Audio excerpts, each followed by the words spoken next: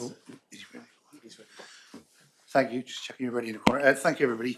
3 o'clock start for the day. We're a couple of minutes late, so I do apologise for that, for this calling into the Growth and Infrastructure Committee this afternoon. There's just a few bits I need to welcome you guys with, just as a bit of a view as to what's happening this afternoon.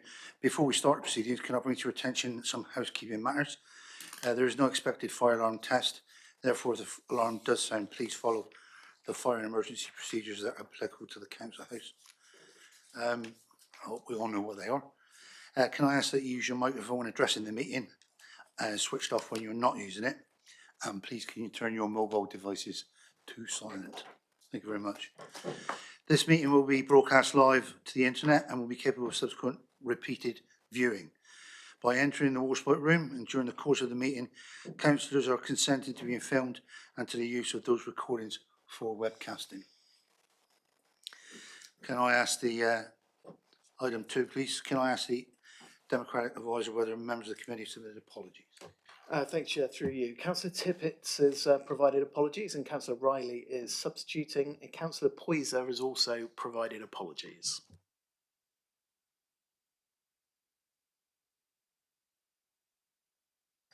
Thank you very much. Can I ask for any declarations of interest? Do members have any declaration of interest in respect to the items on the agenda this afternoon?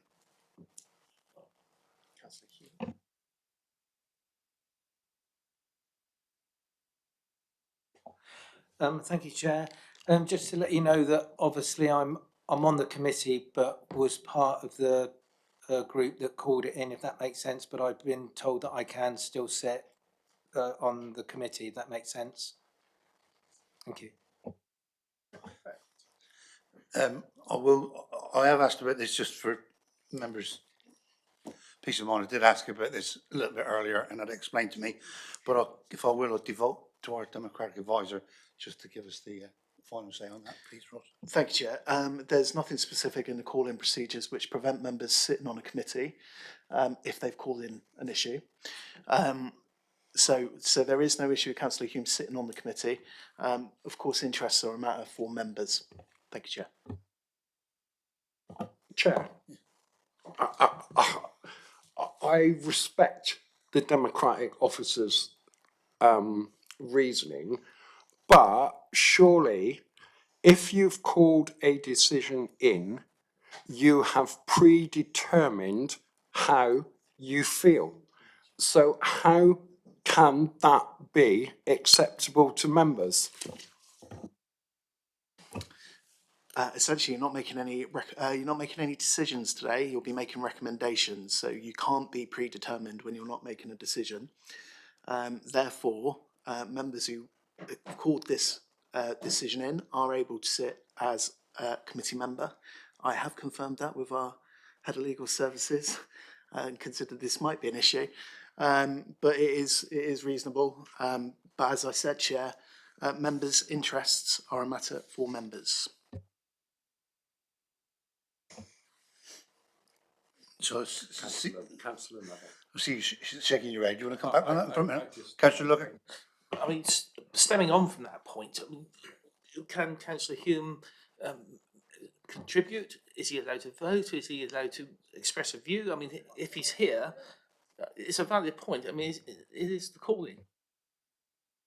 So I'll give my understanding, and again, I'll just confirm with my Democratic advisor on my right. All members are free to propose and second a motion that goes through to full council, which a decision will be made. And if they propose that motion and they second that motion, they can speak on the motion and presumably they would vote in favour of the motion, or depending on what they do on amendments. So it would be no different in my eyes to that. The real caveat here is a declaration of interest. So if any member here has a particular interest, pecuniary or personal, with regards to the item that we're discussing today, then that is a separate matter for me sitting on the committee. That's how it's been explained to me. But again, just for confirmation, I'll go back to the Democratic advisor and see if I've sort of explained that semi-right. I'm not sure there's much more I can add, to be honest, Chair. There's nothing preventing Councillor Hume from sitting on this committee today. It's entirely up to Councillor Hume whether he considers it an interest or not. They was a signatory to the call-in, but there's nothing in our procedures which prevent him from sitting on the committee. If members would like us to look at that again as part of a review of the constitution, we're more than happy to do that through the Audit and Governance Committee. Thank you, Chair. Right, so no other comment on that. As chair, we're moving forward. I'm not sure. Jazz can have a word on it, can he? No. I'm sorry, Councillor Singh, I don't think you're involved in this part of that. So, as chair, my decision is we're going forward, having taken the advice, so we'll move on today. I'm sure it will be looked at again, but it has been questioned. It's not just been accepted for 2 minutes before we walked in the door. It was challenged before the meeting. It's been looked at. It's the legal advice we've been received. We're taking it forward today. The meeting will conclude today with our recommendations and our vote, and then I'm sure Ross is happy to take it away and double, treble check. And if something does need changing because there's a view on that with regards to constitution, then we can go down that road. But that's not for the meeting this afternoon. So I'll move to item 4. Oh yeah, sorry. Item 3. So confused myself already. Chair's urgent business. I have no items of urgent business. And item 4 is the call-in decision reference. We have a procedure that we're going to follow this afternoon, and I'm going to pass across to Mr. Jago, who's going to cover the process that we will follow this afternoon in looking at this call-in in front of our committee today.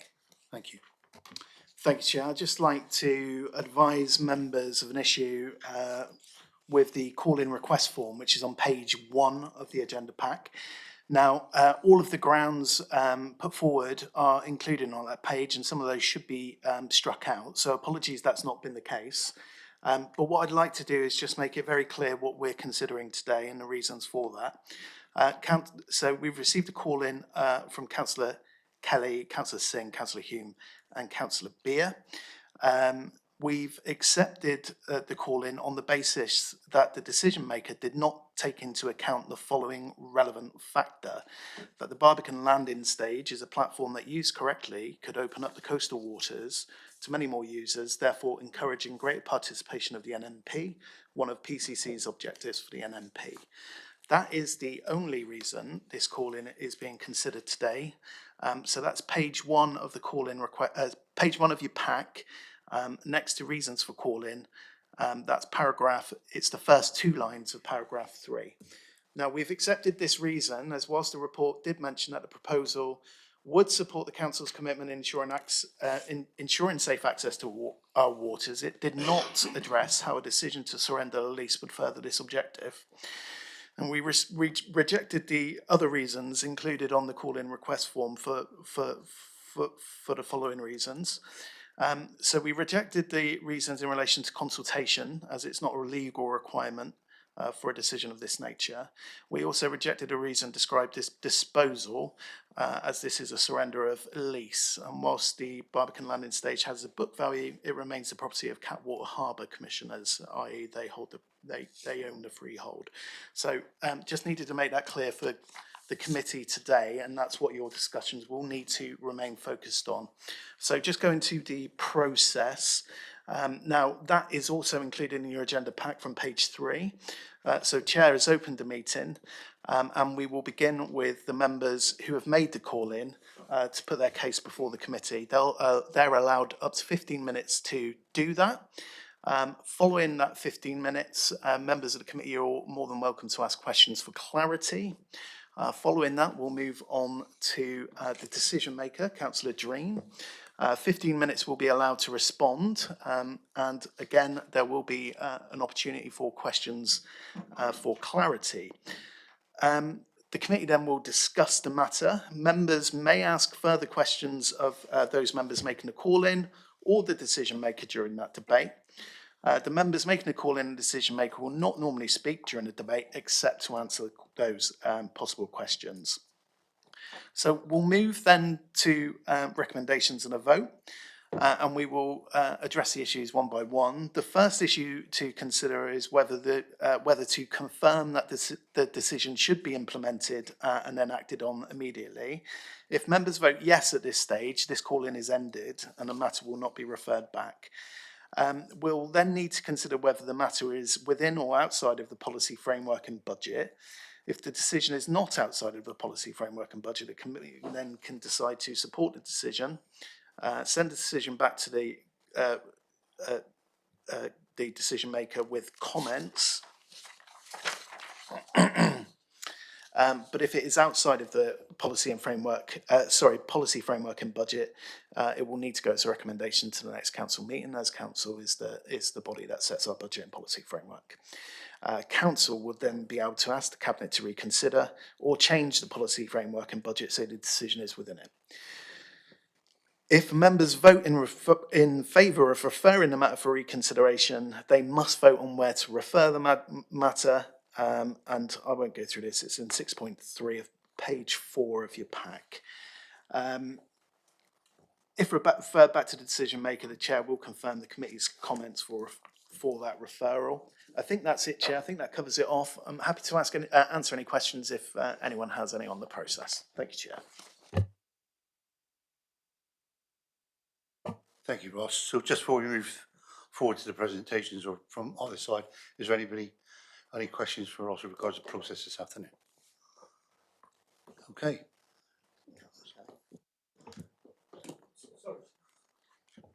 Question for Ross, Chair, thanks. You mentioned about the lease of the Catwater. Does that mean that the lease has expired now and it's just, or did I? So, yeah, so that I assume will come out in the presentations. Oh, right, sorry. And then you'll have an opportunity to ask questions. Yeah, thank you, Chair. No, they won't come out through the presentation as the ground wasn't accepted for calling.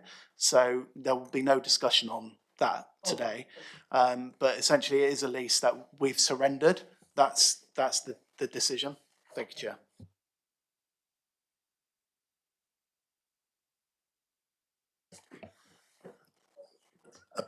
Over to you, Councillor Kelly, for your presentation. Good afternoon, Chair. Good afternoon, members. Thank you for obliging this calling. We've got 15 minutes between the councillors that have called this decision in. I will be giving some background to the Barbican landing stage, and I will be talking about some of the areas that we've just been told won't be discussed because I think it's very relevant. The Barbican landing stage, as you'll know, is an asset that's owned by Plymouth City Council. It's a public asset with a book value of £441,469. with an 84-year lease remaining.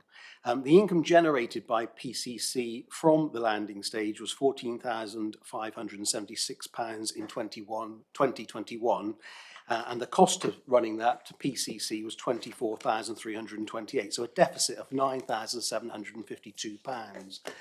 That value, or that deficit, divided into the asset value, which of 441,000 represents 45 years before you incur the giveaway of the book value of that asset, a public asset that was publicly funded.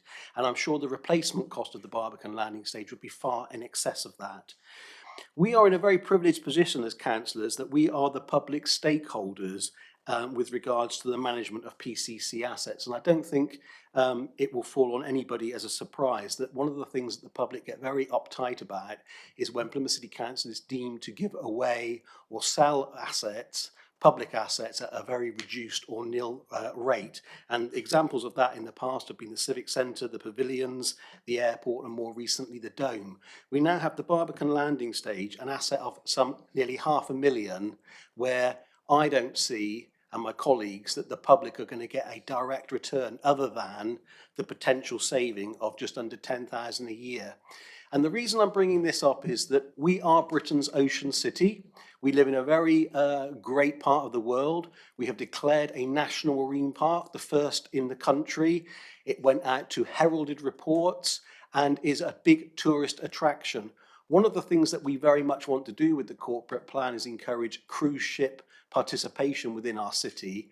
And I feel very strongly that the Barbican landing stage, the designated cruise ship embarkation and disembarkation for ships that moor out in the sand, could generate income far in excess of that shortfall. Equally, the year 2021 was during a COVID period. And it's about having the ambition and the commerciality that once that asset is given away to the Catwater Harbour Commission, who have the greatest respect for and Richard Allen, they already maintain a segment of that walkway. They, under the current regime, can put the prices up to whatever they wish and could generate a healthy profit. I don't see why Plymouth City Council can't do that to, in effect, make it self-financing with some creative thought and greater participation and usage. I'm also here on behalf of a number of boat operators. I'm a keen fisherman. Anyone that's disabled, that wants to get out on our waters, go diving, go fishing, dolphin watch, that is the ideal opportunity and space to go down in the heart of Plymouth and access a boat and enjoy what our waters can hold. At the moment, that is not being allowed unless you're a commercial boat operator and you pay a monthly, yearly or daily fee. And just to put it into context, a boat of up to 9 metres, the current cost is £29.16 to use that for one drop-off. My argument is if you opened it up to far more users and reduced the cost, you get greater participation, greater revenue, greater buy-in of our asset, which is our local coastal waters and the wildlife, and the National Marine Park that we're promoting. Once the ownership goes completely to Catwater, I'm sure they will do a good job, but we are beholden to them and what they use that for going forward. And I don't think that is in the public's interest. Equally, in the historic Barbican area, back in 1895, the Lord Mayor declared that Phoenix Wharf should be designated a free landing point. If you Google on the website at the moment, Mayflower Steps is also a public landing station and it's temporarily closed. We have lost a number of public landing platforms and stations within the city. You can go across to Mutton Cove and it's free. My argument is, why don't we, with Catwater, insist that there's a cap on the charges, or better still, there's a free period for the next 10 or 15 years where public, boat owners, Plymouth, visitors can really use that facility to maximise our opportunities as an ocean city, and equally go along with regards to the corporate plan, which states that we are create a friendly, welcoming city, create a varied, efficient, sustainable transport network. One of the things that we're also looking to promote was water taxis around the city to take the pressure off our roads, more economically environment and more pleasant for anybody looking at our coastal sort of landmarks. Once we lose this platform, 441,000, but to replace it brand new would be significantly more.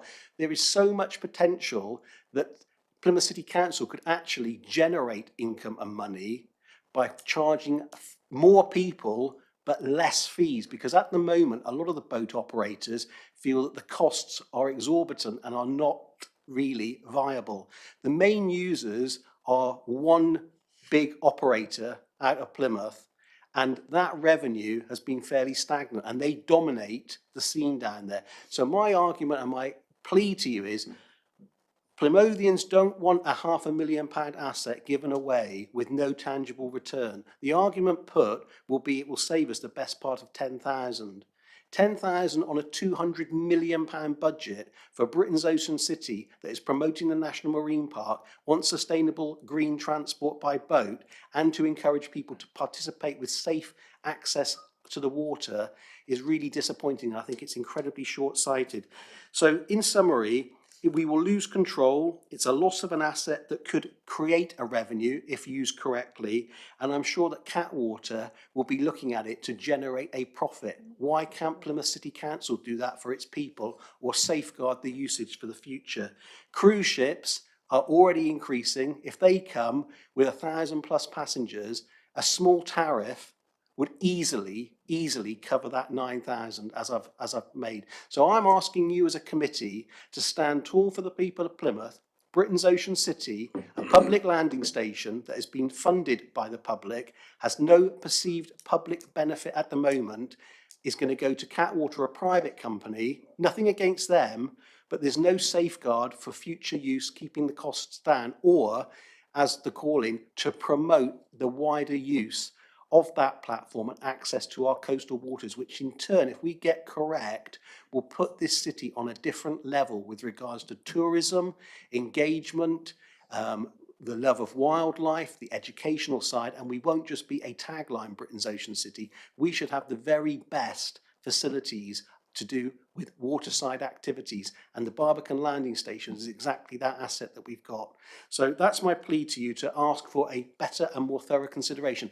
And just out of interest, I've been working on this for a year and a half, and I had detailed meetings when I was leader. So this isn't just me calling it in now to try and be awkward. I'm very passionate about watercraft, water usage, and this facility, and I think there are far better options than what we have currently been presented with and the giveaway of the asset. I'd like to just offer it open to either Councillor Singh or Councillor Beer to come in now. Yeah, Councillor Singh. Thank you. Thank you, Chair, and members of the committee, panel at the top there. For me, the important bit is being able to highlight what I would class as the mismanagement of this decision. The fact that we are already at a loss with trust between people who make decisions like yourselves and members of the public. It is the public purse that we represent. And I think by calling or refusing this would be a lack of ambition for this city and the aspirations of British Ocean City and the National Marine Park, as has been outlined by the leader here. I think a lot more could have been done, should have been done, but it hasn't been done. And as a committee, it's down to you to then try and convince members of the public that you've made a decision where this city has lost an asset, but also lost revenue and income. Are we as a city or a council, we have got so much that we're literally giving it away as chicken feed? Is that what this city's status is at the moment? Doesn't matter what we've got, but let's just give it away, regardless. Let's just be a bit loose with our decision making. It's important that whatever decision you make today, we as councillors would then have to, I don't need to convince any member of the public to say that some councillors made a decision where recouping money in the interest of the taxpayer is a decision that you've got and made. And I think in the interim, given that we've got no airport at the moment, and we've got so much water around us, and as a strapline, as Britain's Ocean City, it's probably a no-brainer when it comes to revenue and income generation. So, given the facts, and I know, as Councillor Kelly has said, he's been working on this for at least a year and a half and has had detailed meetings. For me, looking at it, even from a business perspective, I would be more than happy to share the financial decision that you as councillors will have to make today as a committee, and then for me to share to the public, for them to make a decision around how, as I said at the start, the mismanagement and the lack of trust around openness, transparency and democracy for Britain's Ocean City. Thank you, Chair.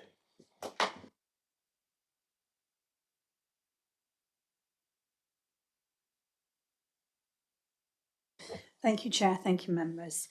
Thank you for giving us this opportunity to come sit in front of you this afternoon to discuss this giveaway. I think as Britain's Ocean City, we should be expanding every capacity we have with the waterfront to gain an income from it.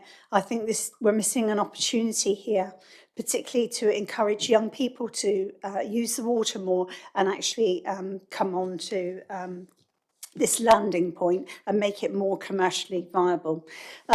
Councillor Kelly's made a very valid reason about the cruise ships. I think that we can get up to about 11 visiting cruise ships with a lot of people coming in and coming off at that point. And I think that too will generate a good income for us. We're crippling people of Plymouth at the moment through expenditure with excessive increases in in charges right across the piece. And I think that this is an opportunity here that we can draw in an income from something that would be very profitable, that would promote our city as Britain's ocean city and make us a world leader. Thank you, Chair. Thank you Yeah, I very think much. I've got just a minute Couple of minutes left. left, yeah. So you've heard from my colleagues.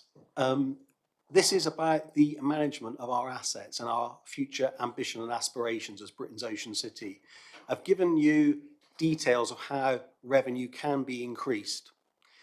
Do you think a private company will take on that liability without seeing a clear way to get a financial return? So my plea to you is twofold. We can do that ourselves, retain control and promote the National Marine Park, promote our coastal waters, open up the Mecca that was once the capital for fishing, the wildlife, and all the things that the National Marine Park mean to so many different people. We could also extend that pontoon to allow public access to come and use it without interfering with the commercial operators. We can look at the commercial operating fee model and encourage greater usage. And if you've read the press recently, lower taxation, lower charges generally gives actually a higher return. What we've done is we've priced ourselves out of the market. Therefore, few people are using it, but it could be so much more. Mutton Cove is free. Barbican Landing Stage should be free. It's in the heart of our city, our historic Barbican. The Lord Mayor designated it a free landing place. We need to uphold and honour these things and make Plymouth the very best for any watercraft users or visitors that come to our shores. I really, really can't stress enough that this is a £500,000 asset. I've alluded to other assets that have been given away. We need to be able to look the public in the eye and say, we really looked at every opportunity to make this work, because once it's given away, do we want to see Catwater in their accounts making a fortune from the Barbican Landing Stage that actually could have been Plymouth City Council's revenue and all of that can bring? We face budget pressures. This is a very easy way to say, do you know what? We don't have a liability of the best part of 10,000 a year, but £10,000 a year for 264,000 people, when you break it down, it is absolutely pennies. Thank you, my Lord Mayor. Thank you, my Chair. Thank you, Councillors Kelly, Singh and Beard. And now, not quite yet.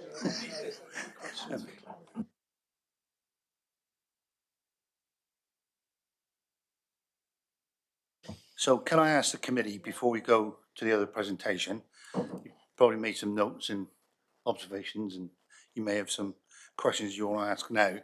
There will be further opportunity, but just while we were at that presentation there, is there any questions any members of the committee would like to ask? Councillor Lugger. Just a question for Councillor Beer. I'm not a mariner. Is this berth deep enough? Sorry, is this landing point deep enough for a cruise liner to berth there?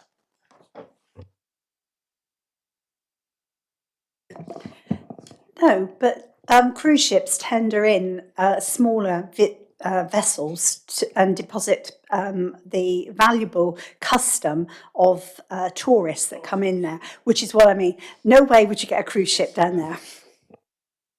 Thank you for the clarity. Thank you very much. Are there any other questions? Councillor Coker. Thank you. Really interesting presentation, Councillor Kelly. Thank you. You referred quite a few times to giving it away to a private company. Now, I've done some research, and please tell me if I'm wrong, that actually the Catwater Harbour Commissioners are not a private company, they are a trust. And in the trust's rules, it states a trust port is an independent statutory body governed by its own local legislation and run by independent board members. Unlike private company ports, they have no shareholders, so all the surpluses that they generate actually goes into improving the port. Now, If I'm wrong, that's just what I've looked. So I would like you to kind of put me right if I'm wrong, or agree with me if I'm right. Councillor Coker, I would certainly not wish to disagree with you at this point, but the point that I am making is that we lose control as a council, and whilst you quite rightly alluded it's a trust, they are independently appointed, they are commercial, they would not exist if they did not cover their costs. They are very important for Plymouth and Plymouth's aspirations as a port city. And I've spoken to Richard Allen at great length, and if you look at their part of the pontoon, it's maintained to a pristine level, and our section isn't.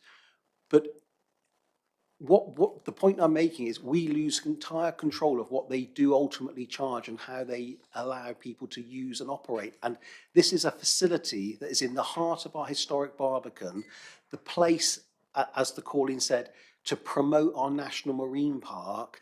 And if you look back on Catwater Harbour Commission, there is some conflict between the National Marine Park and the commercial activities of the Royal Navy and indeed the ships that come in and out.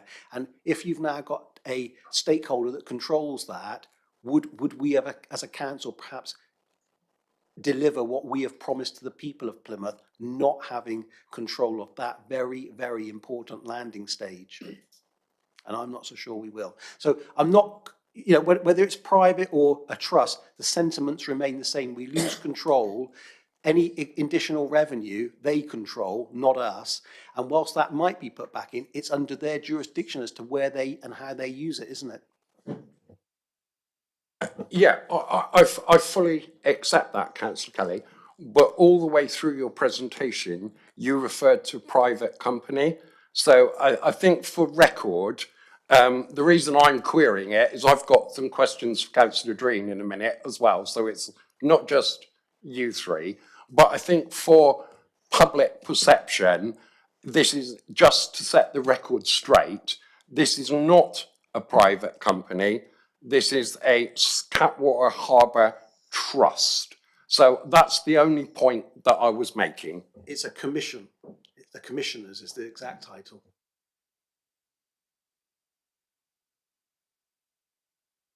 That was just the point I was making. Thank you, Chair. And no, is any other questions from the committee?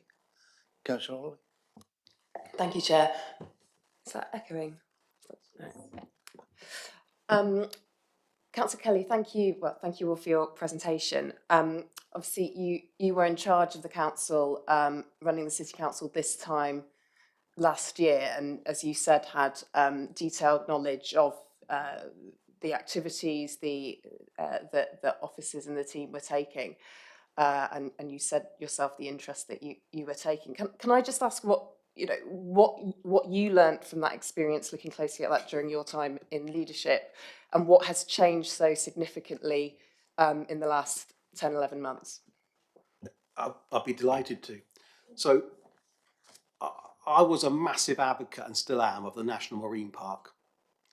Equally, I've got an interest in fishing. I was approached by charter fleet operators. I met with Councillor Dreen and Philip Robinson, and we wanted to, well, I was very keen to lower the charges that were currently in place to get greater participation of people working on boats, commercial boats in and around our city, to be able to use that landing platform.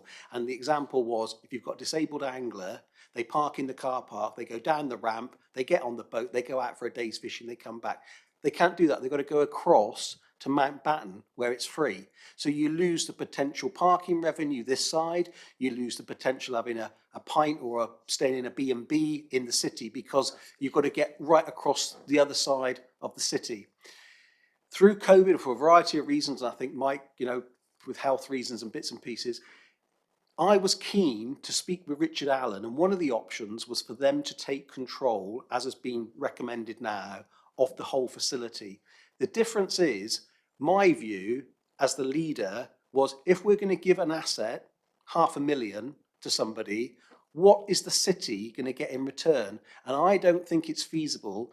You wouldn't give your house away to your window cleaner if he promised to carry on cleaning your windows free each month. I wanted something tangible in return. And tangible to me would be a 10 or 15-year period where the public and other operators could use it at reduced cost, or certain sections of the society could use it free of charge, so that we as the councillors and the council are saying, we've given that asset away, we've given away that liability of the maintenance, but what we've secured in return for a period of time is something for you to benefit from. And in that decade or so, hopefully more people would get onto our water that ordinarily wouldn't, more people would visit our shores, more people would use that facility. That's what I wanted. From what I've seen and why this was called in, that has not been given. And Philip Robinson wrote and said he wouldn't want to put Richard Allen, that's the Catwater Harbour Commission director, under that sort of pressure to make it work. Well, we are giving them something for nothing, and I don't feel we're getting anything justifiably back in return. And that's why I've called it in, and that's what's changed. Over the 10, 11 months, because there are a lot of things going on, it's gone to legal. I've never seen the finished decision, but I'm on record. I've got an email trail as long as your arm about exactly what I wanted for greater usage, greater participation, and something to benefit our mariners, basically, the commercial boats, the independent boats, the private boats. At the moment, they can't use that, Councillor Holloway. No public can tie up on there, or they face a fine. Well, that to me is not a welcoming city. And when we've lost the Mayflower Steps and we've lost other slipways in and around the city, that isn't promoting us as Britain's ocean city. That isn't in the spirit or practically with regards to the corporate plan about increasing our waterfront usage and safer facilities to our National Marine Park. And that's why I feel so passionately about it. Yeah. Thank you. And thank you for your answer. So in that time where you were in the leader's chair, so to speak, and had closer proximity to the decisions, what kind of feasibility studies or economic impact assessments were there during your time to look at these kind of alternatives?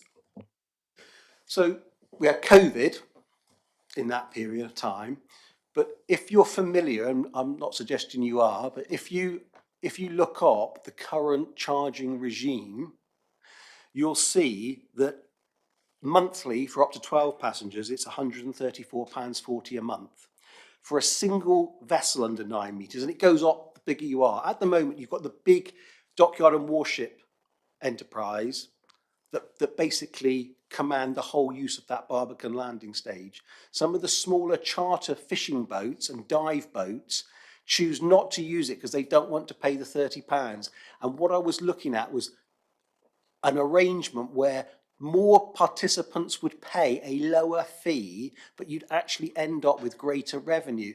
Now, unfortunately, with work with officers, there was no environmental impact. But if you think about it logically, that structure is already there. Boats are already going past. So from an environmental point of view, more boats tying up there and using it would have very little impact. It's about the commerciality of trying to get more usage with not pricing people out. And unfortunately, what we've got now is there's no cap on what those charges may well be. So you could find that hardly anyone can afford to use it when Catwater Harbour commissioners take it on.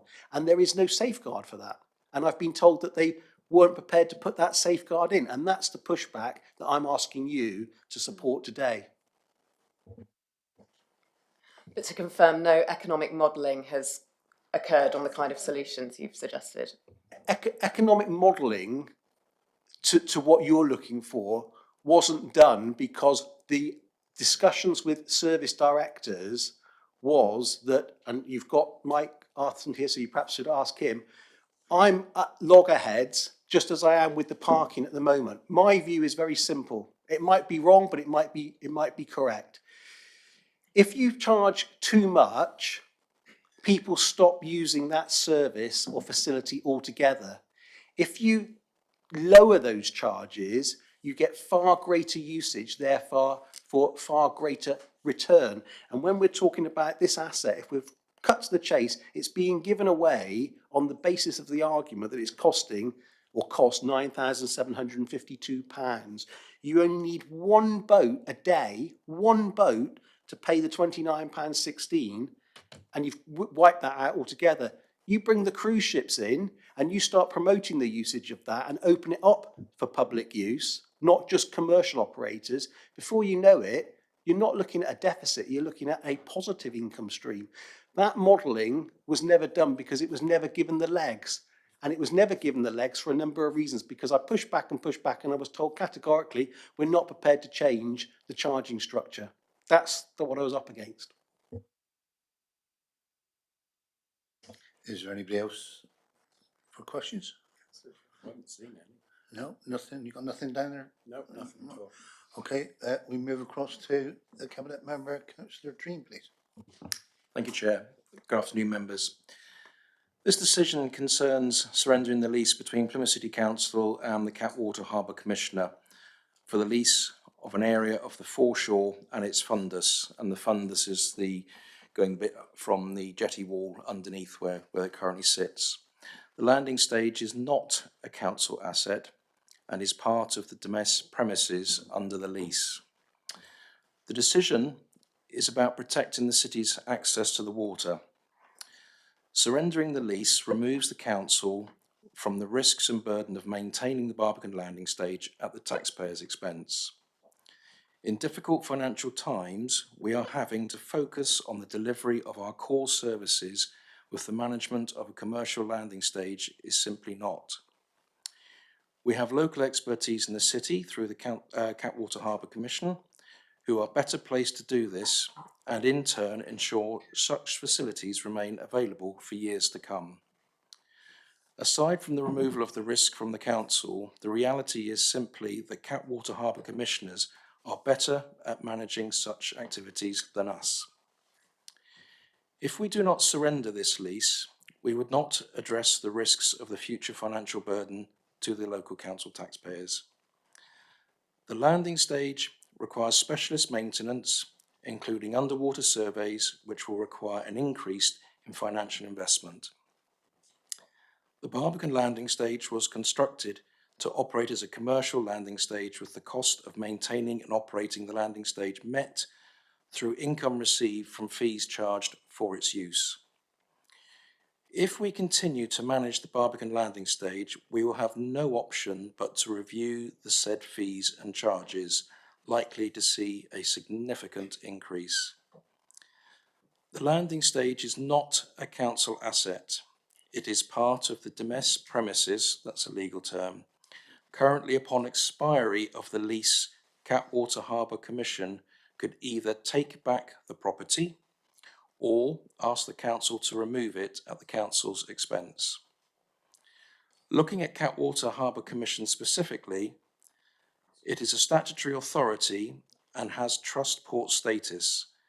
This means that all the monies made from the services provided are reinvested back into the facilities and resources to help maintain, improve the port for the benefit of all users. This is not about passing a key city asset to some private equity firm or someone intent of making money out of the city. This is about handing back to an organisation who are established within the city, specialists in this field who are already and have an outstanding track record of working within the council and supporting the city. I have a presentation or some statement that would like to be read by Catwater Harbour Commissioner, if that's okay, Chair, for everyone, as they're not able to be with us, and I understand they wouldn't have been able to speak anyway. Is that okay with yourself and committee? Yeah, okay, thank you. So this is from the Catwater Harbour Commissioners. Catwater Harbour Commissioners will celebrate their 150th anniversary next year. Throughout its time, it has served the Port of Plymouth, the city and wider community in association and accordance with the trust port status. This means that all monies made from the service provided are reinvested back into the facilities and resources to help maintain and improve the port for the benefit of all its users. The team has supported and promoted cruise ship visits, in particular those that want to bring passengers ashore straight into the heart of the historic Barbican. We, Catwater Harbour, work with local businesses and organisations across the city to support many other projects like the Swim Boys, Seagrass, Swim Pontoons, Visitors Berth Pontoons, Sail GP, Annual Fireworks, and many others. As well as all the statutory duties that keep Catwater Harbour open for business, facilitating over 2 million tonnes of cargo with a value of 1.4 billion being imported and exported safely in and out of our city. We offer support and assistance here in Plymouth and across the southwest to everyday and major products too. We operate 365 days a year, 24/7. We are excited to have agreed a handback of the Barbican landing stage to Catwater Harbour Commission from Plymouth City Council and have already developed plans that would see investment to offer more opportunities for water-based businesses to operate out of the site. From angling trips to seafarers, snorkeling trips to dive boats, an improved facility will, with space and management, allow businesses to start up and offer new backup locations to add to the city to draw in more tourists. In addition to this, we will also provide more space for visiting and local pleasure vessels with a walk ashore berthing option similar to neighbouring southwest ports as we look to build on recent investment opening up the city to water-based visitors and in turn improve the site access to the water and the shore. The Port Authority are well placed to operate and maintain the facility and its important role in supporting the local economy. Investment is much needed maintenance to ensure the longevity of the facility to the benefits of all. Thank you, Chair.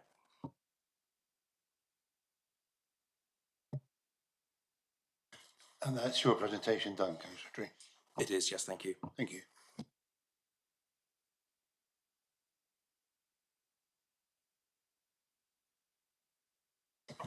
So, as per previously, is there any members of the committee got any questions they'd like to ask the Cabinet member with regards to presentation? I've got Councillor Hume. Thank you, Chair. A question to Councillor Jonathan Dreen. You say in your presentation that Plymouth City Council is not an asset to the council. Can I ask a question about am I allowed to ask a question about the lease and the freehold? Is the freehold owned by the council is the leasehold by the council, leasehold owned by the council and the freehold by Catwater? Is that the way I look at it? Is that correct? That's correct. It was taken out on a 99-year lease, and I think there was, as Councillor Kelly mentioned, 85 years left on it. And can I ask another question? Is there a way that the city would get some kind of benefit if the lease was surrendered? Can I ask that question?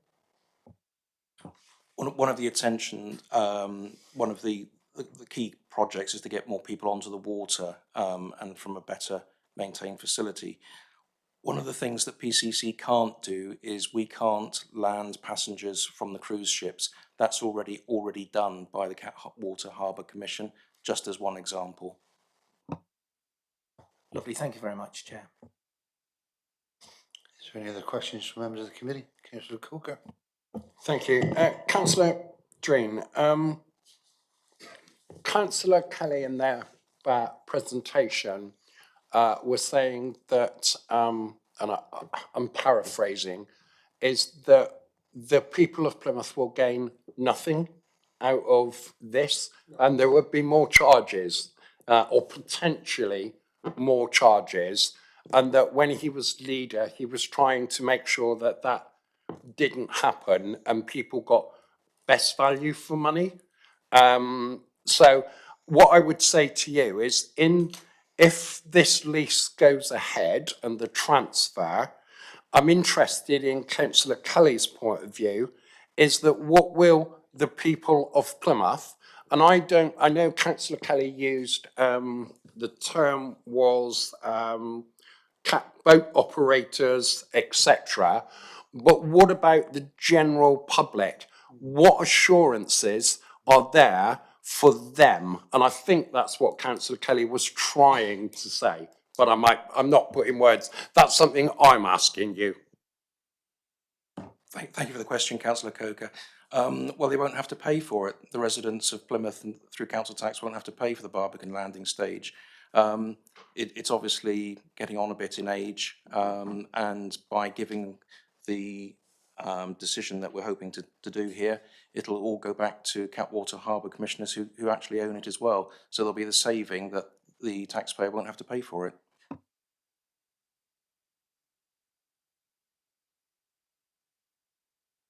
So is there any other questions? Councillor Gosley? So a number of people have talked about the value of this asset of the landing bridge. Has anyone approached the council offering with interest to buy it, to purchase this this area, or to take on the lease, from the council? Only the Catwater Harbour Commissioner, no one else at all.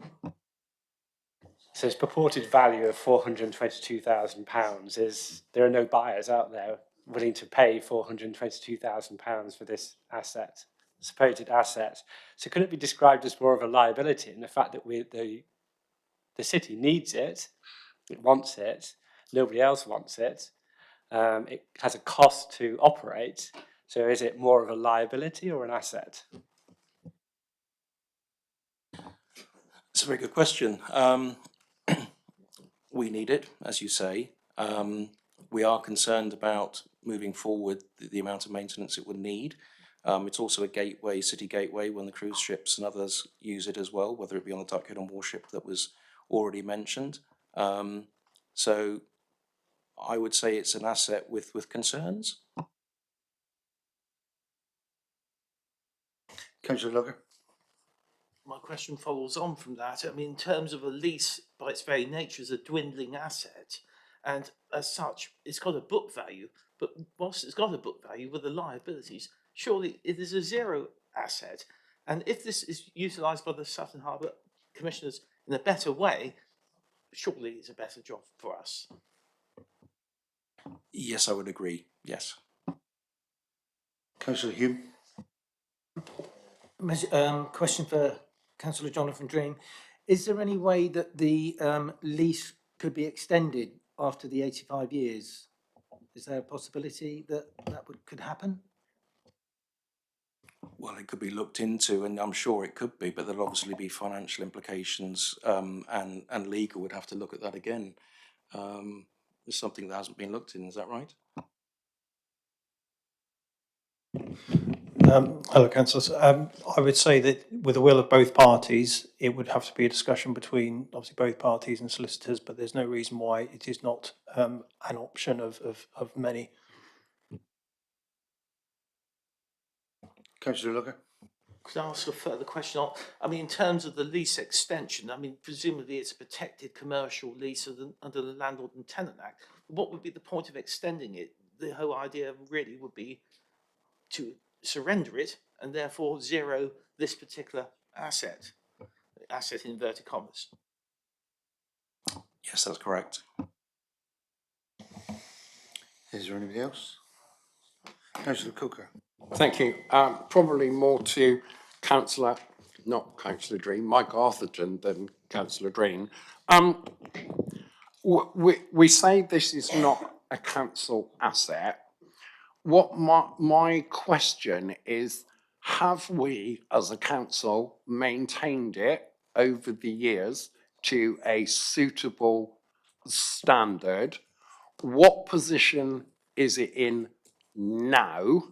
And what would, if, as I suspect, that the asset is not as 100% as it should be, what is the cost to the residents of Plymouth to bring it up to full standard? And what is the what is the lifespan before we need to spend money on it to bring it up to a suitable standard? Thank you, Councillor. I think I can remember all those questions. I think firstly, in terms of the maintenance, so the asset is currently maintained by our corporate as part of a corporate asset. Herein lies at the heart of why a difficult decision here of recommending the surrender of the lease, because we have a duty to make sure that the landing stage is safe and fit for use.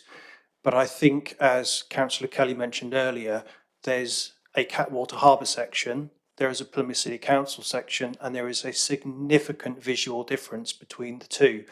And whilst the asset as maintained by the council is safe to use, it then comes into these other perspectives of the impression it gives and the kind of visual, more cosmetic side of appearance of that. In terms of ongoing maintenance, I think as with any asset, as they get older, they require more resources and more work to maintain. We have had indicative surveys undertaken, of which all of the information is not back, but it is telling us it requires significantly more investment to maintain than has been spent on the asset at the moment. And I do apologise, I forgot your last question. Can I just come back on that? Yeah. That was very woolly, all right? So my kind of reasoning for questioning this is, are we saying that we have neglected it in the past, or we haven't spent the right... I can ask my own questions, thank you, Councillor Bear. Have we neglected it? And I've got an open mind. I've played no part in this. So I'm just trying to get to why we are at this stage. So are you saying that this decision is based on our neglect of the past? Thank you, Councillor. What I'm saying is that we maintain the assets to ensure they're safe for use. In terms of this particular asset, and again, bringing in the Catwater Harbour section, it's where they go a level beyond the level of investment that we make. So our obligation, particularly with something like this and the significant health and safety risks that we manage with a commercial landing stage, is making sure it is safe for the passengers to come on board and use the facility. There is far more investment that could be made on there, that whilst it does not relate to the asset being safe for use, this is more comes into the realms then of what you can see that Catwater have invested in, and ultimately where we're saying that they have the greater resource, and particularly the expertise is a big thing here in managing these type of assets. Sorry, thank you, Mike. I wasn't saying that it was unsafe, all right? What I am trying to get at is that have you or your team made a genuine estimate costing of what it's going to cost in the future to maintain, improve? There's no way that I'm saying it's unsafe. But I want to understand the decision-making process, because I'm not clear why you've made this decision, all right? It doesn't really articulate that in the decision-making process. Some of Councillor Kelly's points we can't discuss because they were ruled as not a call-in. So I'm trying to get round some of this. So at the end of the day, in your opinion, both the officer and Councillor Green, this decision, are you saying will improve the facility in the long term? What worries me slightly is that I can't get an answer to the costings. So overall, in your opinion, this a good decision for the people of Plymouth, or is it just a cost-saving exercise? Thank you. I'll go first and then possibly Mr. Bath can come in. I think Mike has mentioned there before, one half that Catwater have at the moment is in good condition, and ours while it's in good condition cosmetically, when you look at it, you can see the difference straight away. So that's one consideration. And going forward, it needs to be improved as a city asset. It's a city gateway, so it needs to be improved, the visual image of it. Mike, on the costings of that, did you have with the team you did have some initial costings of bringing it up to a better standard, didn't you? Sorry, yes, councillor. So there has been some survey work that's been undertaken to try and inform the future needs and linking that really to this decision as recommended that was recommended by officers to Jonathan as cabinet member, was that this isn't looking at the here and now. This was looking ahead to the horizon here, saying where this is an absolute key asset for the city, and the decision is based around that there is a greater confidence this asset will be here in this city for people to use by making this decision than if we continued to have to manage the landing stage with the risks that come with that. What we're really saying here is that we have an expertise in the city that is already an established person in the city that has the resources such an asset would require to mitigate those risks to ensure that these activities and access to the water could continue for the long term. One final question, you'll be pleased to know. Underwater, the structure underneath the water, is that surveyed every year, or how often is it surveyed, and who conducts that? Because we've talked a lot about the surface. What about underneath? Yes, it is surveyed every year. The whole jetty is surveyed. It's done. I believe Catwater look after the agency that comes in to do it, because it's a maritime product. It's floating on the water. There's legislation for it. It has to be checked. It's safe, etc. So certainly underneath there is. It's definitely checked. I'm just trying to think of the name of the, sorry, there's a piece of metal that goes on the side of it, forgive me, they're on the Tall Point Ferry as well, and they look at that, I'm sorry, I forgot the name, what's it called? Anodes are there as well, and that helps give an indication of to the structure of how it's doing as well. Councillor Andy? So with the underground survey or underwater survey, should they find considerable amounts of repairs that need doing, where does the funding come for that? If they say we need £1 million worth of underwater works, where would you find the money? We would have to find it somewhere if we still wish to use it commercially with all the operators that are currently using it. At that point, you would share the costs with the Catwater Harbour people.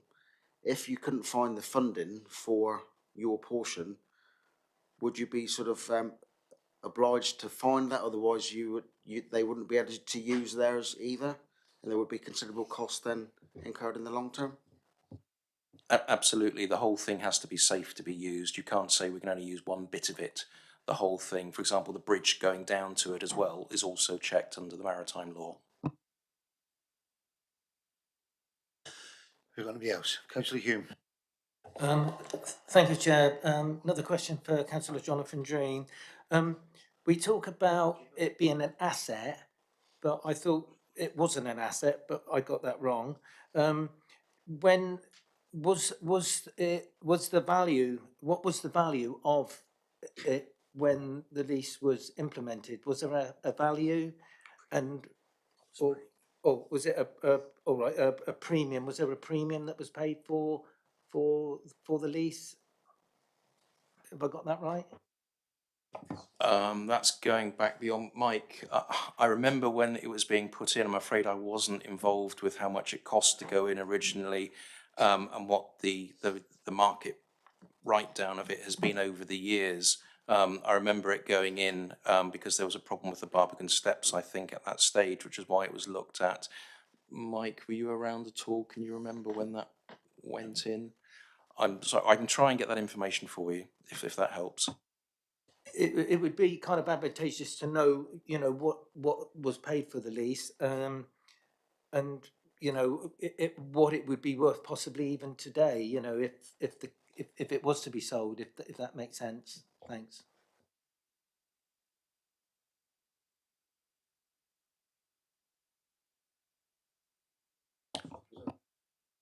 I can try and find that information for you. I'm sorry, it was before my time.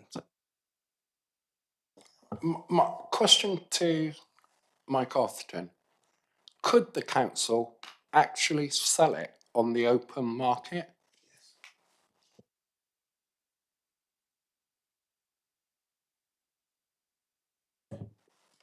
I would need to ratify the question via legal.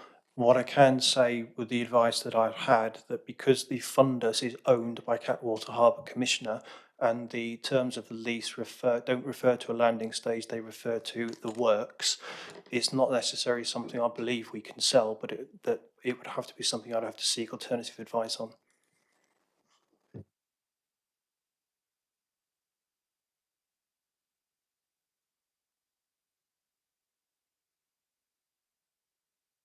Is there any other questions for Councillor Tree? Okay, we move across to item 4 on the procedure. So we could discuss the matter now, which will be possible to ask either side questions if you want any further clarity, having heard one side, and then you might want to go back to the other side. But this is open for the committee now to discuss the matter. I'll propose we do it as we are, so it's all open and transparent. Has anybody got any observations to make or further questions to make?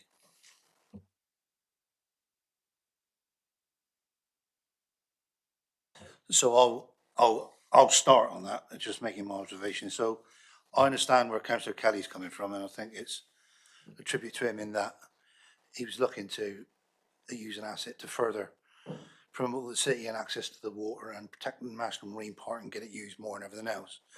I do think it's disappointing that enough work wasn't done in that economic area to develop that going forward. And I know there was the COVID issue, but what sort of has come out of all this for me, and bear in mind we're in discussion mode now, is we took the lease of this 16 years ago and we haven't really developed it. We've just kept it bouncing along. So obviously successive administrations, for whatever reason, I haven't got a clue why the lease was taken on 16 years ago, but for whatever, separate administrations have not chose to develop the part that we own as Plymouth City Council to make it in some way compete with the Harbour Commission's bit and maybe attract people to our side because the fares are cheaper than on the other side landing. So I don't understand what's going on there. We are where we are with the financial situation. We all know what's going on with that, and the impact is massive. And I understand where the cabinet members come from there. I think for me, out of all of this, I understand it's your view on it. Should we keep it and develop it and try and turn it into something that's income generating? How much is that going to cost? Have we got the expertise in the house where we need to hire the expertise in? What's the ongoing costs? Are we confident that we'll get the revenue in? That's a decision that you can only have a look at in your mind. But one thing that the very last point that was brought up today, I think is absolutely pivotal in what we're considering today, and it's frustrating not having the answer to that, is whether this is a sellable asset rather than give it back to the Harbour Commission for nothing, or whether we get £100,000 for it, selling it to Billy Bloggs and Docking Company. I don't know. And it's disappointing that we haven't got a definitive answer to that from the legal department. So that's just my take on what I've heard today. I know I haven't asked many questions, but that's probably my take on where I understand we were, and I understand it's difficult decisions going forward with the financial situation that we're in. So that's my 2 pence worth, Councillor Hume. Thanks, Chair. I mean, I would like us as a committee maybe to consider whether there could be something that that the people of the city could get something from this lease being extinguished, if that makes sense. So we we see something for it rather than just give it away, because we talk about it being an asset, but then it isn't an asset, if that makes sense. Because when I asked the question about this being an asset, I was told, if I'm correct, it wasn't an asset. Is that right? And then all the way I've been sitting listening, we keep referring it to an asset, if that makes sense. So it would be nice if we could, as a committee, look at ways of whether the people of City get something back for maybe a 10-year period, if that's a possibility. Many thanks. Thank you. Councillor Lugger. Yes, Chair, thank you. Not to put too fine a point on it, it is not we don't own the freehold. It's not a massive asset. It's a lease. It's a lease with baggage. One could even call it a toxic asset. Now, whilst there might be a value in assigning this lease, who is going to buy it is point number one. We would probably need the consent of the freeholders for the assignment of the lease. There's many toxic leases in this city, especially in the pub trade, where many people would love to surrender it just to get rid of the liability. And I think this perhaps falls into that group, as opposed to something which is widely commercially sought after, which is assignable. That's the point I would like to make on observation. Thank you, Councillor Lugger. Anybody else? Councillor Andy. Do we have to make this decision today? Would it be unfair to make this decision with not having the full information on whether it's a sellable asset or not, just so we've got a little bit more armoury before we make any kind of decision? But I don't know what the legal sort of stand. So, you know me, Councillor Andy, and that I don't want to have endless meetings to decide where we're going. And I did look at this before we had the meeting today. If I can pass across to Ross to give you a bit of information as what we're actually doing today, just to reiterate something he said about it earlier, and make sure we reinforce the process today and where it's going to end up. Thank you, Chair. You're not making a decision today. You are deciding whether or not the cabinet member should just be allowed to implement the decision, or whether you think there is grounds for the cabinet member to reconsider that decision. The cabinet member will then go ahead and take their decision, and it's up to them whether they include your comments or not. We talked, Mike, we talked about whether we could actually sell it. I'm told that the lease is not transferable. We couldn't say to Joe Bloggs down the road, you can have it, or John Riley. So what we're doing with the Catwater Harbour Commissioners, is that the only avenue? So we've got those two avenues, are the only two avenues that we could take or choose? Thank you, Councillor. At the start of this process, we explored a range of options available to us, and really the only other option, which was the option we initially started looking at, was actually about leasing the landing stage to Catwater Harbour Commissioner. Then upon legal advice, the complication was you can't lease something back that's actually being leased to you in the first place. And therein that led to the conversation about the need to surrender the lease. Which led on to that, and I'm looking for confirmation to really confirm to you that we can't sell the landing stage. Sorry, did you just confirm that we cannot sell it? I would like to say to you now that we cannot sell the landing stage, but just to do due diligence, I just want to get that legally confirmed. But it is my understanding as an officer that we cannot sell the landing stage. Thank you. Councillor Lugger. If Councillor Coker is saying that there's absolutely no assignability on this, why are we debating it? If that's confirmed, we can't surrender it. The only thing we can do is surrender it back. We can't lease it, sublease it to the freeholder. That's illegal nonsense. So the whole thing simply is surrender. There can't be any other option, surely. Thank you. Any other observations? Okay, right. We're going to move to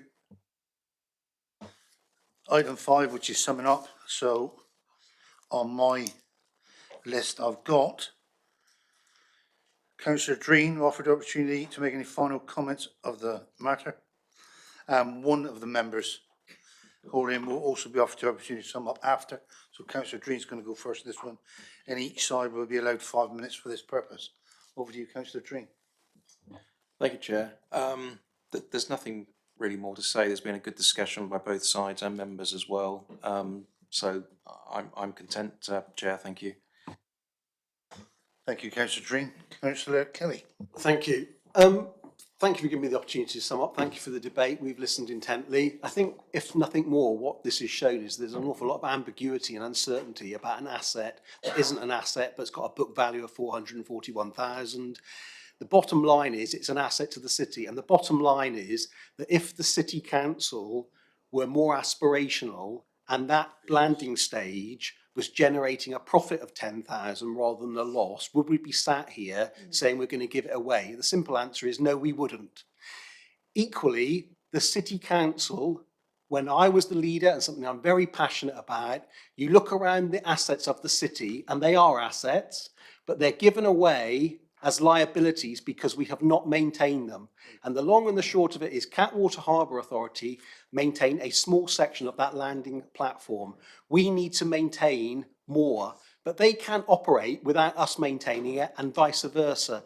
Do you really think that Catwater Harbour Authority would want to take this asset on if they didn't think that there was some commerciality in ensuring that it washed its face going forward? And what we are seeing here today, if you don't ask Councillor Dreen, the Cabinet member, to reconsider the options open to him, is that we have neglected an asset, and then we have formulated a plan to say we're saving the council taxpayer a huge chunk of money by giving that asset away.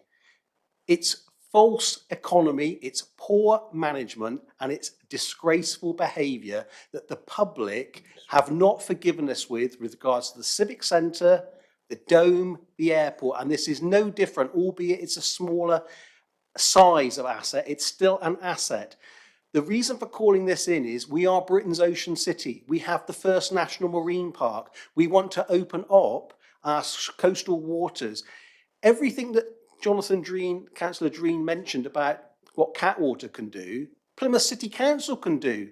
You can employ the expertise, you can maximise the revenue, and you can make that asset a true asset for the city of Plymouth and every member of the public. Whereas what we're facing today is that will be given away, and in years to come, will we see somebody else do it? And in terms of the sale, I'm not going to give a definitive answer, but in the report that I saw, the options that were ruled out were a sale because it could go into private entity and they would then control that and could do whatever they wanted. So somewhere in one of the reports, someone is not getting their facts straight. And we've heard from Mike Arthurton, 1 minute he wasn't sure, then you can't sell it, then you can sell it. We've heard from Councillor Lugger with regards to general lease. A lease is worth something. It only becomes a liability if you let it get to that stage. And sadly, what I'm asking the committee to do is to ask Councillor Dreen to reconsider, because once this asset is given away, and believe me, it is an asset, and the potential for access to our waters, it goes against what Plymouth stands for, what Britain's ocean city stands for, and I think it is a very short-sighted action to basically rid ourselves of a liability of £9,752. There's plenty of other things that could be cut or reduced, but this is an opportunity where that revenue stream can go from a negative to a positive and generally enhance people's life experiences of our city and our water, which is what we're building our reputation on. I've got nothing further to say, but I hope that you can support, because the ambiguity here today has raised more questions than answers, and I think it should be given further consideration. Thank you for your time, Chair. Thank you, Councillor Kelly, and thank you to all the contributors this afternoon and to the committee who are attending. What I'm just going to do is just going to take 30 seconds to confirm exactly what we're doing now and what the outcomes will be however we vote. Just want to make sure that I've got that. I did consult, but I'm going to double check. So just give yourself 20, 30 seconds while I confirm where we're going.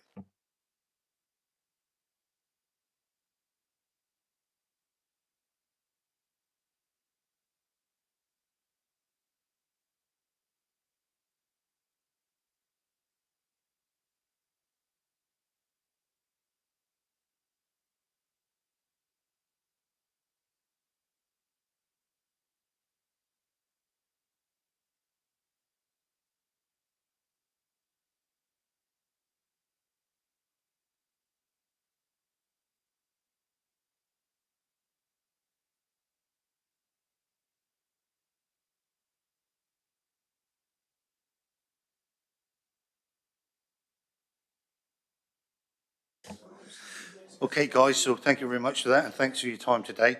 So we're going to start on our vote as to what we've heard today. And our first issue to consider this afternoon is whether to confirm as a committee that the decision should be implemented. And I'll just clarify the position on this. The decision that can then be acted on immediately, and if members vote yes at this stage, the calling is ended and the matter will not be referred further. Okay, so I want a show of hands, please, on the committee, all those in favour to confirm that the decision by the cabinet member should be implemented today.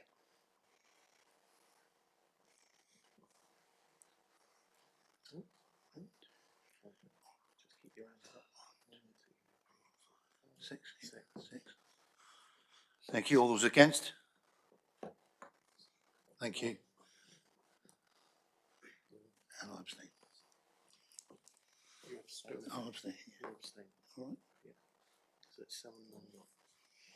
He's got.